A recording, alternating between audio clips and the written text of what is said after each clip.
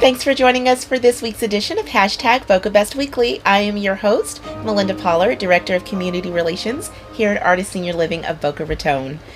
We're really excited to announce that we're still COVID-19 free, even with our weekly testing of residents and staff. Have you registered for the Q&A dinner party? We will have some of our family members who have moved in loved ones since this pandemic has started answering questions, and we'll even have some of our incredible staff here at Hashtag Boca Best. This week we have an interview with Julia Silverio and Melissa Graves with VITAS Hospice, so stay tuned for that, and be sure that you've registered for the Q&A dinner party at theartistway.com/Boca Best. Have a great week.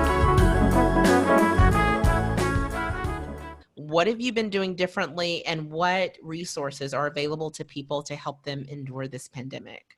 So something that's been really huge, during all this pandemic is telehealth. So that is something that we are offering for our families, our residents, when we do start to have that hospice conversation, a resident or, patient signs up with VITAS.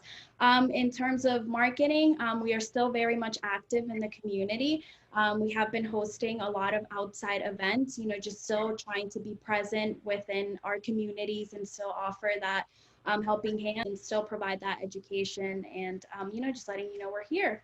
With VITAS being the nation's largest hospice provider, it allows us to have a lot more resources. Right now, it's very limited with our staff that's able to go into any long-term care facilities, whether it's assisted living or a nursing home.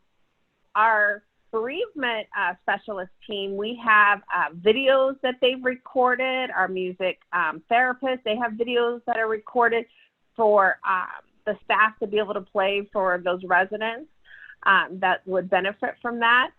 Also, too, we're offering, FaceTime, telehealth, any way that we can to get in front of the patients and still be able to provide that psychosocial and that spiritual care that is so important.